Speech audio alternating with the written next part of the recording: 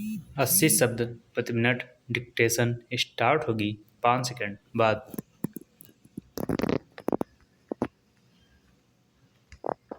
Start.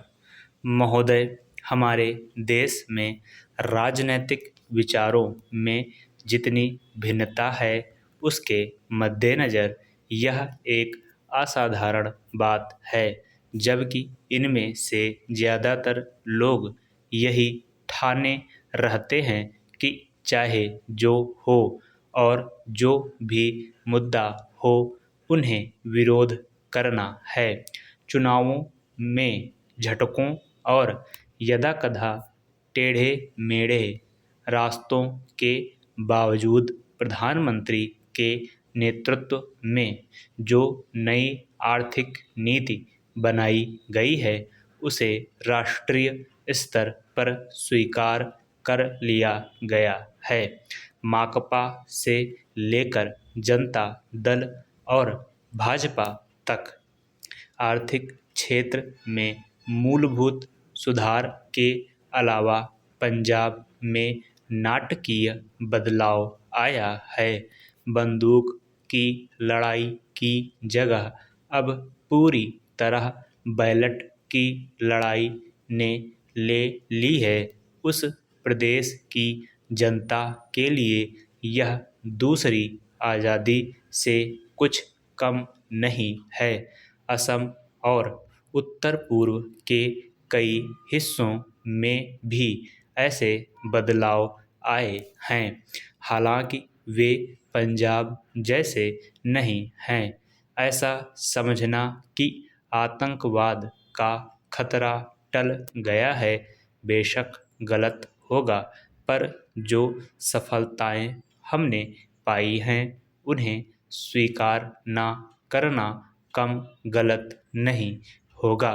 Panchayat और स्थानीय निकायों के चुनाव कराने को भी साधारण काम नहीं समझा जाना चाहिए।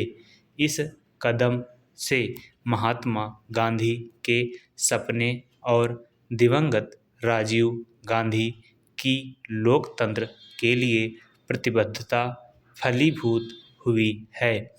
यह संविधान की अपेक्षाओं के अनुरूप लोकतांत्रिक क्रांति को आगे बढ़ाने का प्रतीक है।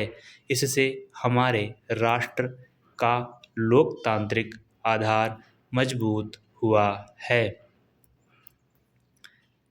हिंदुत्व के घटते उन्माद का ध्यान रखना भी उतना ही महत्वपूर्ण है।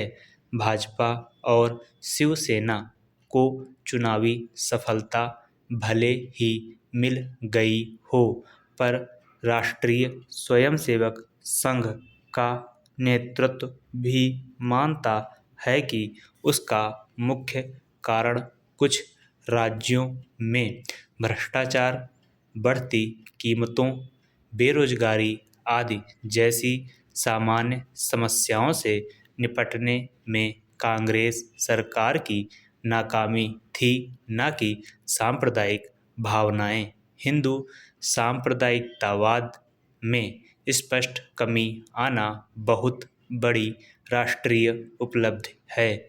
इन सबसे महत्वपूर्ण है सार्वभौमिक मामलों में भारतीय व्यक्तित्व का फिर से उभरना। इसके आयाम हमारे विदेश संबंधों में आर्थिक अंश की वृद्धि से कहीं अधिक हैं। चीन से संबंध लगातार सामान्य होते जा रहे हैं। भारत ईरान संबंध फिर कायम हो गए हैं।